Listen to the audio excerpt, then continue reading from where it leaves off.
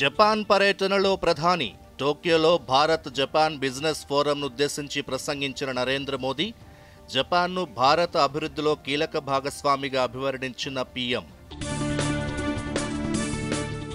భారత్ జపాన్లు కలిసి సాంకేతిక విప్లవానికి సారథ్యం వహిస్తాయన్న ప్రధాని త్వరలో అణుశక్తి రంగంలోకి ప్రైవేటు భాగస్వామ్యాన్ని ప్రోత్సహిస్తామని వెల్లడి.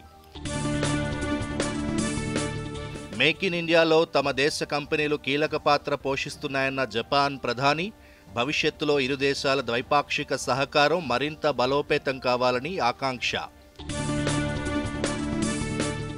రాష్ట్రంలో వర్షాలు వరదలపై సీఎం రేవంత్ రెడ్డి సమీక్ష, నష్టాలపై నివేదికను రూపొందించి కేంద్రానికి పంపే యోచనలో రాష్ట్ర ప్రభుత్వం.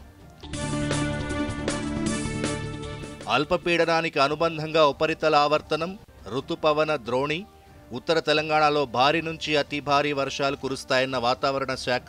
కామారెడ్డి, నిజామాబాద్ జిల్లాలకు రెడ్ అలర్ట్ జారీ. దేశవ్యాప్తంగా ఘనంగా జాతీయ క్రీడా దినోత్సవం. హాకీ దిగ్గజం ధ్యాన్ చంద్ విగ్రహానికి నివాళులర్పించిన కేంద్ర మంత్రి మన్సుఖ్ మాండవీయ.